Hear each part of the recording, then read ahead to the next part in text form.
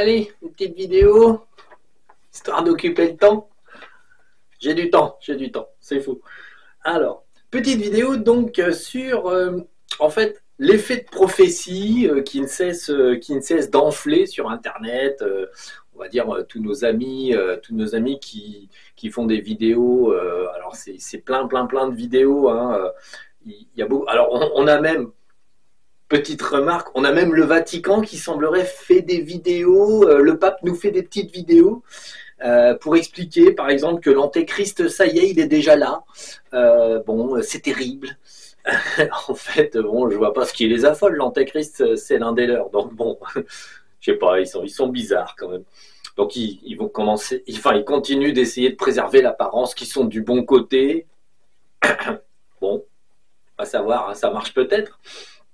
Donc c'est assez amusant, mais on a beaucoup de vidéos en fait sur les prophéties. Alors il y a vraiment beaucoup, certaines, c'est vraiment les prophéties de Marie-Julie, Marie-Julie Janet, qui était une petite prophétesse bretonne ou normande. Donc bon, voilà, qui a fait tout un tas de prophéties à l'époque. J'avais déjà parlé du phénomène des prophéties qui ont été faites dans le passé. Elles ne sont pas exactes, pas totalement exactes. Il y a énormément de choses qui vont pas, mais bon, à l'époque, on n'avait pas mieux. On a pas mal de prophéties de Nostradamus aussi qui sont étudiées, des prophéties d'Edgar Cayce en quantité. On a Alois Erlmeyer aussi qui faisait à peu de choses près un complément avec les prophéties de Marie-Julie. Il tombait dans les mêmes choses avec des rajouts à lui et d'autres choses en moins. Bien sûr, les prophéties de Baba Vanga et tout un tas de petits prophètes à droite, à gauche. Donc, c'est énormément repris et toutes ces vidéos, c'est toujours la même chose. En fait, c'est assez intéressant. Les personnes qui font les vidéos, il y a des trucs, c'est chaînes sagesse infinie ou je ne sais trop quoi. Les gars, ils lisent les prophéties et ils font une vidéo. Bon, alors, on en a un, il tourne en rond sur ces vidéos, c'est-à-dire qu'à chaque fois qu'il parle d'Edgar Cayce, il redit alors qu'il était ceci, qu'il était cela. Le mec, il meuble sa vidéo à max, et puis ensuite, il vous parle qu'Edgar Cayce a dit un truc et que donc c'est pour demain. Et là, toutes les prophéties, c'est la même chose. Alors, ça fait un petit moment, là, ça avait commencé il y a peu, c'est-à-dire des vidéos où on vous dit c'est pour demain, c'est pour demain, c'est pour demain. Et là ça s'accentue, c'est-à-dire chaque individu qui est derrière la vidéo, en fait, s'informe, tombe sur des prophéties, et ce qui est assez amusant, c'est que bon, ça tourne en rond parce que un s'informe sur un truc, il fait une vidéo, un autre s'informe sur le même truc, il fait une vidéo, alors chacun a un avis un petit peu, mais c'est toujours pour demain. On a une récurrence, en fait, là, pour l'année 2025, oh là là, il va se passer ci, ça et ça, et Edgar Cayce l'a dit, c'est là. Ensuite, bon, quand ils voient que ça commence à dépasser des dates, hop, ils refont une autre vidéo où ils reprennent à peu de choses près ce qu'ils viennent de dire, mais c'est pour 2025, fin 2025. Et c'est la fin du monde, Edgar Cayce l'a dit, Marie-Julie l'avait dit, patati, patata, et continue. Alors bon, je dirais que les personnes qui sont derrière ça sont certainement, bon, ils font des vidéos pour faire des vidéos, hein, bon, ça les occupe, mais en fait, se rendent pas compte qu'ils sont victimes de leur petit Dédé qui leur dit « Ah ouais, c'est sûr, t'as vu, t'es trop intelligent, hein, t'as trop vu que là, c'était pour demain, c'est sûr. » On parle bien sûr des 3 jours de ténèbres, on parle de tout un tas de trucs comme ça, et c'est toujours pour la fin de l'année ou dans 3 jours. En moyenne. Hein. Bon, c'est bien, hein, c'est dommage parce que bon, fin de l'année, on sera toujours là. Et en fait, je suis sûr que ces personnes-là vont reprendre leurs vidéos, ils vont juste changer les dates et ils vont recommencer. Il y a quand même encore 7 bonnes années à tenir, les gars. Ça va être dur de quand même dire toujours les mêmes conneries, en fait. Tout le temps, tous les 3 mois à peu près, répéter les mêmes choses. Et encore, je suis pas sûr qu'il y en a certains, ils attendent pas 3 mois. Ils continuent, ils tournent. C'est la démesure du petit vélo, quoi. Alors, ce qui est assez intéressant, c'est on a aussi les juifs qui s'y mettent, parce que bon, là, comme c'est le grand ramdam de l'endoctrinement qui suit son cours, hein, là, on a vraiment intoxication alimentaire, de revendication de la fin du monde, du Messie ou de l'antéchrist, on ne sait pas trop, ou les deux à la fois, mélangés dans un petit pot de yaourt et un schtroumpf bleu, sait-on jamais, ça pourrait marcher. Moi j'ai un truc avec les Schtroumpfs, faut que j'aille faire une psycho. Non, c'est ça en fait, c'est pour essayer de détendre l'atmosphère. Donc là, les Juifs, ils nous ont sorti un truc, bon, c'est pas mal hein, quand même, ils se sont fait chier pour ça. Alors, rappelons que les Juifs, donc, ils ont une religion qui est basée sur des vieux écrits, des trucs comme ça. Bon, c'est une religion qui a approximativement 5000 ans, pour vraiment la base. Et encore, je vous expliquerai dans la vidéo des mots qu'il y a des mots qu'ils connaissent même pas dans leur propre langage et ils savent même pas ce que ça veut dire et ils les utilisent. Des mots qui n'appartiennent absolument pas à leur langage. Donc, du coup, là, il y a des grands prêtres. Hein, chez les Juifs, on a en fait, des mini-sectes à l'intérieur de l'ordre en fait judaïque. Et du coup, bon, ces gars-là, ils étudient les signes, ils étudient les écritures. Les gars, ils font parler la moindre lettre et ils disent, oui, mais ça veut dire ça. Enfin, c'est de la super interprétation de tout ce qui a pu être écrit. Le seul problème, c'est que le jour où ils auront compris que la Bible, en fait, petits insectes, j'ai une petite bête qui passe. Donc, quand ils auront compris en fait que les différents livres comme ça n'ont pas été écrits véritablement pour faire une religion, mais plutôt pour contrôler les gens, et que ce qu'il y a dedans, c'est pas vraiment cohérent, et qu'en plus, bon, ils se sont pas cassés la tête quand ils ont fait les livres, ils ont dit ouais, bon, on retire ça, on remet ça, puis à un moment donné, si vous regardez, il y a des phrases dans le Nouveau Testament comme dans l'Ancien, les phrases sont sorties de leur contexte. Ils ont gommé des trucs avant, ils ont gommé des trucs après, un peu au milieu. À la fin, ça veut strictement plus rien dire, mais c'est pas grave, tout le monde lit ça. C'est Dieu l'a dit ou Jésus ou un truc comme ça. Enfin, bon, les éternelles conneries de manipulation qui marchent bien parce que finalement, ça marche assez bien. Les gens adhèrent et pendant des milliers d'années se prennent la tête, se font des guerres entre eux et à la fin, ça donne que ils ont absolument pas vraiment tilté d'où ça vient, mais c'est pas grave, quoi. Alors là, c'est très particulier puisque là, c'est la fin des temps, hein, n'est-ce pas? C'est terrible. Ils ont respecté une sorte de rituel et alors c'est un rituel hyper matérialiste. Hein, bon, la religion juive et le pognon, ça va avec. Hein. Donc ils sont complètement ancrés dans la matière.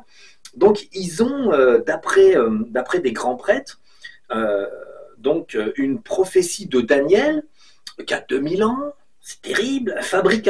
Alors, ils ont fabriqué des vêtements pour Aaron. Hein, donc, ça, c'était. Alors, c'est la lignée des descendants de ci et de ça. Enfin, bon, attention, c'est très précis. Hein.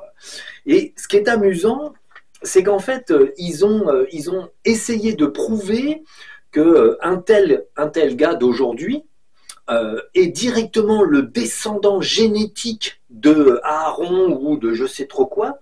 Donc, alors c'est Exode 28.4, j'ai noté quand même, j'ai noté quelques informations. Donc, en fait, l'ensemble, c'est qu'ils sont persuadés qu'il y a un gars là, ils l'ont élu, ah ouais, c'est ça, ils l'ont élu grand prêtre, c'est le chef des Juifs. C'est lui le chef. Et ça faisait 2000 ans que ce n'était pas arrivé qu'ils élisent comme ça un grand chef. Donc, ils n'avaient pas de pape, entre guillemets, et là, c'est une sorte de pseudo-pape juif. Et là, donc en fait, ils sont contents, ils l'ont élu parce qu'ils pensent fermement que ce petit gars-là, c'est le petit quelque chose, fils de Aaron ou d'un truc comme ça, dans la lignée de je ne sais trop qui, Abraham, Lincoln ou autre. Donc, c'est hyper important. Et alors, comme c'est des juifs et que l'argent occupe littéralement la sphère de leur pensée, ils ont quand même. Alors, il y avait une liste précise de courses. C'est visiblement dans les textes qu'ils ont trouvés, il y avait une liste de courses très précise. Du coup, ils ont fait un hôtel à la dimension précise de la liste de courses. Ils ont fait tout un tas de petits trucs. Puis dans la vidéo, ils montrent tous les objets qu'ils ont créés parce que il faut que ça soit comme ça. C'est-à-dire que c'est noté, genre c'est Dieu qui il a commencé à dire, alors quand, enfin, dans leur Bible, là, c'est littéralement pseudo-dit que Dieu a dit, si je te parle, tu dois avoir absolument tel costume, avec tel nombre de boutons, il doit être fait de ci, de ça et de ça, de lin, de machin, de trucs, et quand même, une menorah, alors la menorah, c'est le bougeoir, il me semble, une menorah de juste 45 kilos d'or, ça va. Ah ouais, c'est un petit budget, quoi. Tiens, je vais me faire une petite menorah de merde, t'as pas 45 kilos d'or quelque part. On sent que les mecs, on sent qu'ils n'ont pas tilté que matérialisme, religion, ou en fait essayer d'être spirituellement plus élevé et faire une menorah de 45 kilos d'or, je ne sais pas si le fait qu'on fasse une grosse menorah en or, ça va faire venir Dieu mieux, quoi. Je sais pas. Faut que j'essaye de stocker de l'or chez moi, comme ça, c'est pas gagné. C'est pas gagné en vendant des patates et des carottes. Je crois que ça va pas marcher. Ma menorah, elle fera 0 kg d'or. Donc bon, c'est assez amusant. Donc le truc c'est qu'en fait, tout leur système, et attention, petit détail supplémentaire, ils ont testé l'ADN du gars qu'ils ont là, qui est le grand chef du chef des grands chefs, avec l'ADN de on ne sait trop pas tôt quoi, parce qu'en fait, je suppose qu'ils ont quand même pas l'ADN de Aaron d'origine ou un truc comme ça, mais si, ils ont testé l'ADN, il est de la bonne filiation, c'est une certitude. À mon avis, ils ont trouvé de l'ADN, je ne sais pas sur quel vieux costume de 2000 ans, ça devait être l'ADN du gars qui repassait le costume, et ils ont dit, ouais, c'est bon, ils sont de la même famille. Donc bon, on est dans les inepties, mais bon, si les juifs sont contents avec ça, c'est un peu comme les catholiques avec le pape, hein. Du moment qu'on est content avec ça, ça va. Hein, faut pas se prendre la tête, faut pas chercher à comprendre si c'est vrai, si c'est faux, si on n'est pas en train de dériver dans l'hypermatérialisme. Parce que si vous regardez, si vous vous renseignez, il y a une vidéo là, vous regardez l'étalage de pognon et d'or qu'ils ont fait pour avoir le petit hôtel, le machin, le truc, le costume, la menorah de 45 kilos. Dis donc, le retour de l'enfant prodigue, putain, ça coûte une blinde, quoi. Bon, on remarque que c'est comme le Vatican, ils savent rien faire à le costume du pape et tout, c'est toujours cousu d'or, c'est vraiment du fil d'or et machin et truc, c'est triple chèque à la fin du mois pour faire juste les grolles du pape. Bon, on voit qu'on est, en fait, ça me fait marrer parce qu'on est dans le même décalage de pourriture et de vomissement, on va dire, de l'argent. Et ils vomissent sur les gens qui n'ont rien, en fait, en montrant littéralement que eux, ils en ont trop, ils savent vraiment plus quoi en foutre. C'est la même chose que les gouvernements. À l'heure actuelle, les gouvernements, ils chient sur le peuple en leur montrant qu'ils ont encore dépensé des centaines de milliers d'euros pour ci, pour ça. Ils bouffent aux frais de la princesse. Les repas coûtent 1000 et quelques euros par tête de pipe. C'est pas grave, c'est le peuple qui paye. Et en fait, ils chient sur la gueule des gens sur lesquels ils sont assis, avec le fric qu'ils leur ont piqué. Et les religions et les gouvernements se comportent tous pareil. C'est phénoménal et rien ne bougera parce qu'en fait, les êtres humains d'aujourd'hui se détachent complètement de la situation. C'est pour ça que la plupart des revendications humaines n'iront pas au bout, puisqu'en fait, les humains n'arriveront pas à s'unir dans le sens où la colère, en fait, n'est plus un moteur dans l'esprit actuel. Bien que il faut admettre un petit peu les choses. En ce moment, vous êtes certainement assez fatigué, vous avez certainement des troubles, je dirais, de l'attention, du cognitif. C'est-à-dire que vous avez l'esprit qui bifurque, vous êtes tout le temps, vous pouvez avoir pas mal en fait, de symptômes de rêvasserie ou d'échappement intellectuel. C'est-à-dire que vous êtes en train de faire quelque chose et vous pensez, tiens, il faut que je sorte les poubelles à 8h30 plutôt que 8h32. Votre esprit, en fait, bifurque alors que vous êtes en train de faire quelque chose. Bon, ça, c'est un petit peu les petites bêtes d'aujourd'hui. On a des arrivées de petites bêtes astrales. Ça, je l'avais dit que ça durerait, hein, malheureusement. Et en fait, vous pouvez constater qu'il y a pas mal de... En fait, votre esprit, quand vous faites quelque chose, même de précis, votre travail ou quoi que ce soit, vous verrez que votre esprit, pouch, il commence à bifurquer. Vous êtes obligé de vous reprendre. Ah, mince, vous faites, oui, qu'est-ce que j'étais en train de faire? Donc, voilà. Ça, c'est c'est des esprits, en fait, enfin, des esprits. Des petites créatures astrales qui viennent vous parasiter et en fait vous faire bifurquer mentalement, ainsi que normalement un bon petit parasitage du côté des rêves parce qu'ils débarquent en nombre, donc ils parasitent tout ce qu'ils peuvent et ils s'immisceront gaiement dans toutes vos failles, les petites failles du tous les jours, et ils essaieront toujours d'appuyer. Donc bon, ça c'est valable pour toute l'humanité, c'est pas que valable pour des gens hautement spirituels ou quoi que ce soit, mais ça crée, on va dire, je dirais, des journées qui sont assez problématiques quand même pour le commun des mortels, car en fait, ça use un petit peu les individus, et on aura aussi, comme beaucoup de gens ont des failles du côté de la colère, enfin colère, on ne se contrôle pas, on est agressif ou des choses comme ça, vous constaterez qu'en fait, il y aura des petites explosions de colère, des explosions de mauvaise humeur, de gens qui ne se contrôlent pas du tout parce que le soir, ils ont été énormément embêtés par on va dire, les entités astrales et en fait, le matin, ils sont vraiment abasourdis par ces entités. Il faut savoir que les entités astrales donc, se connectent aux gens. Donc, quand on en a une, on la garde, malheureusement. Bon, nous, on fait du nettoyage, mais on ne peut pas... en fait, la source ne nous laisse pas aller à fond tout le temps. Elle temporise parce qu'elle a besoin de désordre. Donc, bon, voilà, ce sera le désordre. Bon, on va continuer d'essayer de nettoyer au fur et à mesure qu'elle nous les envoie, mais il y aura toujours en fait, des journées tampons, des choses comme ça, donc ça sera plus ou moins agréable, désagréable.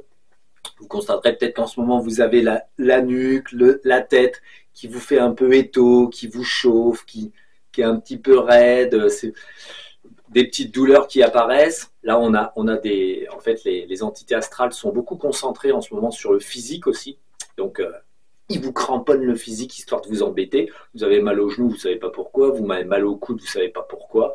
Bon, alors ça peut passer parce qu'en général, ça fait le même effet qu'un DD.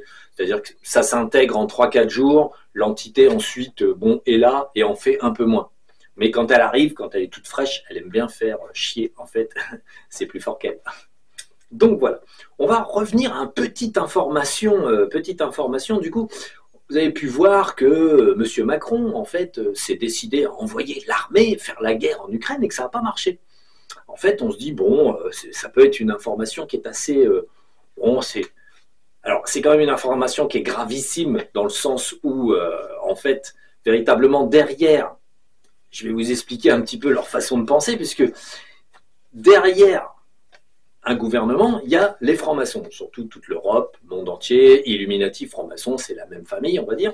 Et en fait, il y avait une prophétie, si vous voulez parler de prophétie, on va dire, il y avait une prophétie de Marie-Julie qui disait que l'armée française serait captive et que du coup, le sol français serait envahi d'une autre armée bizarre. Et en fait, cette prophétie faisait donc pour Marie-Julie, elle voyait que l'armée qui envahirait la France serait une armée plutôt de gens de Tunisie, Maghreb, enfin les pays du Maghreb, Afrique du Nord. Ils viendraient là et ils trouveraient aucune résistance parce que en fait l'armée française était occupée ailleurs et en plus détenue ailleurs. C'est-à-dire qu'elle est arrivée, elle a essayé de batailler et hop, elle s'est fait avoir.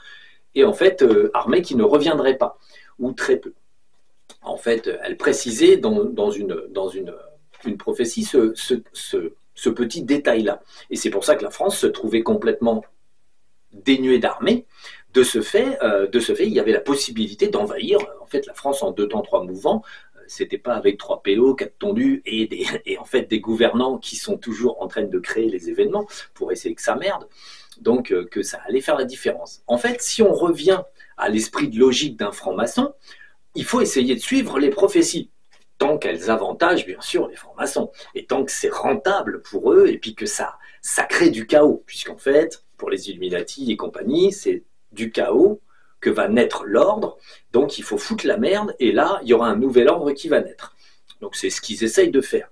Si on reprend l'action de M. Macron, qui a reçu un ordre direct des Illuminati, par exemple, eh ben, tout simplement d'envoyer l'armée aller se battre contre l'Ukraine, donc en Ukraine, donc contre Poutine. Qu'est-ce qui se passe? L'armée française, elle arrive, contingent minable, matériel minable, on vend du matériel neuf, mais nous, on n'a que des merdes, donc on n'a pas de munitions, on n'a pas de matériel, on n'a pas d'hommes, on envoie tout là-bas, et puis en 2 temps, 3 mouvements, hop, tout le monde se fait attraper, et on n'a plus d'armée.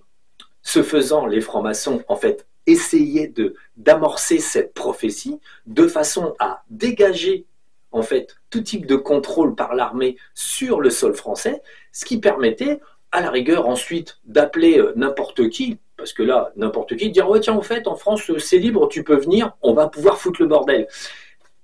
Eux, les francs-maçons sont omnibulés par certaines prophéties, parce qu'ils ont de leur côté, en fait, des prêtres sombres, des pauvres cons encagoulés qui se retournent les yeux, qui bavent, et puis qui font des prophéties, mais ils ont aussi observé les prophéties sur un siècle. Et en fait, ils essayent à la fois d'appliquer les prophéties et d'en tirer profit. Ils se disent, bah ça c'est bon pour nous, c'est super bon, on vide la France, on leur fait envahir, ensuite on prend le contrôle de tout, et ensuite on peut faire intervenir par exemple l'ONU, et puis ensuite on se bat, on peut tuer des Français tant qu'on veut, comme pendant les autres guerres, parce qu'en fait bah, c'est la guerre, hein, on a le droit de tuer plein de Français, c'est normal. Donc en fait ils se sont dit, tiens, on va essayer d'appliquer une prophétie qui a marché, enfin une prophétie qui a été dite et qui visiblement c'est presque faisable, et ça a l'air d'être la bonne période. Pour eux en fait c'était en fait hyper important, enfin ils vont essayer toutes les années qui viennent là, ils vont essayer comme ils ont déjà essayé précédemment de faire coller des prophéties qu'ils ont repérées, auxquelles ils adhèrent, donc ils vont essayer de faire en sorte que ça arrive, en fait tout simplement. Et les Marie-Julie, des choses comme ça, a parlé de grandes pandémies, de ceci, de cela. Donc il y a des choses, ils essayent, bon, parce que c'est rentable, parce que c'est du fric et tout et tout. Et il y a des choses, ils essayent en se disant, bah tiens, c'est le coup de poker idéal pour foutre le bordel. Ensuite, il faut savoir qu'à la suite que l'armée disparaisse et qu'une autre armée envahisse la France, en fait, il faisait sortir le grand monarque. Bon, grand monarque qui n'existe pas et il est né nulle part, je vous le dis tout de suite, hein. Certains le voient naître du côté d'Amiens, des choses comme ça. Il a de la famille à Amiens, donc bon, les Amiénois, tenez-vous tranquilles. Hein. N'allez pas nous sortir de trois grands monarques, là, un seul suffirait, mais bon, en fait, il n'y aura pas de grand monarque parce que tout ça, c'était en fait une blague d'Isis. Donc, mauvaise blague, quoi. Bon, ça fait des millions de crétins qui croient à tout ça. Donc, bon, c'est amusant. Donc, l'idée, elle est là, c'est qu'en fait, en vidant la France, ils pouvaient en fait mettre en place un système qui allait leur permettre de manipuler l'opinion et à la rigueur, à un moment donné, nous sortir un grand monarque en mousse, un grand monarque ou antéchrist, hein, bon, parce que bon, hein, c'est un petit peu l'intérêt est là, quoi. Donc, et puis ensuite, bon, bah, essayer de faire coller la réalité, en fait, simplement à des prophéties, de façon à embrouiller l'esprit des gens et pouvoir bâtir, en fait, un monde meilleur, d'après eux, hein, donc un monde meilleur pour eux, en fait, en pourrissant le monde des pauvres petits kidams qui habitent sur un territoire, que ce soit la France, l'Ukraine ou quoi que ce soit. Donc, c'est là où il faut bien comprendre les manipulations. Ils essaieront, et il est relativement grave, en fait, que c'est relativement grave qu'en fait, ils essayent quand même des choses de ce genre, et bizarrement, ah, pas de chance, ça marche pas. Parce qu'en fait, les prophéties qui ont été données par Marie-Julie, certaines en fait sont fausses à 90%, d'autres 50% et d'autres, on va dire, bon, elles sont presque vraies, c'est des petits détails, donc ça peut coller.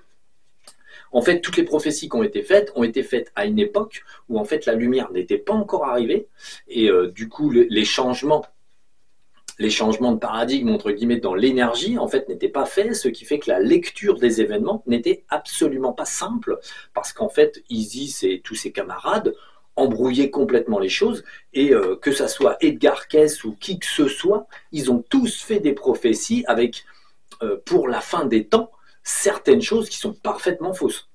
Et bon, Edgar Cayce, il dit que, bien sûr, Yeshua ben Joseph va revenir, absolument pas. En fait, absolument pas. Il n'y aura pas de ça. C'est pas vrai. Il n'y aura pas de grand monarque. Il n'y aura pas de tout ça. Tout simplement parce qu'en fait, c'est pas comme ça que ça marche. Et à l'heure actuelle, comme c'est vraiment une fin de cycle, comme j'ai déjà expliqué dizaines de fois, on n'a pas besoin de quelqu'un qui vient et qui, on va dire, arrange tout d'un coup de baguette magique avec un sourire et un brushing à la 1920. Donc non, ça se fera pas comme ça. Donc voilà, c'était les petites prophéties du net. Donc bon, amusant, on va dire. Tiens, petite information de base, Nostradamus, donc personnage connu en France, hein, en fait, était la même personne que le roi Stéphane.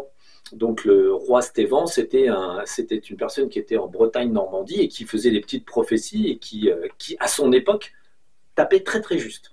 Donc c'est marrant que la même entité, le même jardinier de la terre, en fait, revenait et continuait de prophéter, en fait, prophétiser des choses. Bon là, le roi Stéphane, c'était absolument pas un roi, hein, c'était plutôt une personne qui travaillait au jour le jour, un journalier, quoi, et quelqu'un qui était assez peu fortuné. Et en fait, ce qui est amusant, c'est qu'il a fait beaucoup de prophéties et elles ont été écrites quand même, rapportées. Et parfois, il a fallu un peu de temps pour que les gens voient, ah bah oui, il avait raison. Et parfois, c'était extrêmement drôle. si vous renseignez un peu, il y a des petites vidéos dessus sur le roi Stéphane, et en fait, c'était la même personne, Nostradamus et Stéphane. Donc voilà. Bon, bah ça, c'était donc le petit détail. Ils sont tous extrêmement, on va dire, ils sont tous extrêmement concentrés en ce moment sur les prophéties, prophéties, prophéties. Bon, a priori, connaissant le net et le désordre qui y règne, a priori, ça va continuer dans cette veine-là. Les gens qui font des prophéties pour la semaine prochaine ou dans 2 mois, ou juste avant la fin de l'année, bien sûr, parce que c'est la fin de l'année, c'est toujours, il se passe toujours quelque chose, on ne sait jamais. Hein. Donc, pour faire vendre, on ne sait trop quoi, eh ben, ils vont continuer de faire les mêmes prophéties.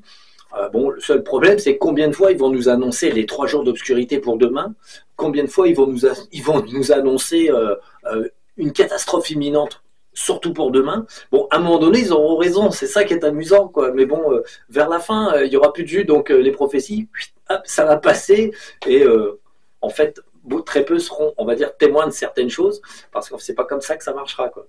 Mais c'est amusant, quoi. Bon, on va dire dans le genre foutage de bordel et paroles qui ne servent à rien. Euh, Moi, j'estime que c'est un peu problématique parce que ça stresse les gens et ça les perd en fait, dans des fausses connaissances. Mais on voit bien que l'humanité, là, a vraiment plus les moyens de ses propos, on perd complètement en fait, pied, et que l'imbécilité d'Internet, en fait, ne cesse de progresser. Malheureusement, je vous parle à travers Internet, bon, mais bon, bah, j'essaye de faire le mec qui est moins con que les autres, quoi. Hein. Sait-on jamais, ça peut marcher. Donc voilà. C'était les petites prophéties à la noix du net. C'est à peine fatigant, c'est une vraie merveille. Donc bon, allez, à plus. Soyez sages.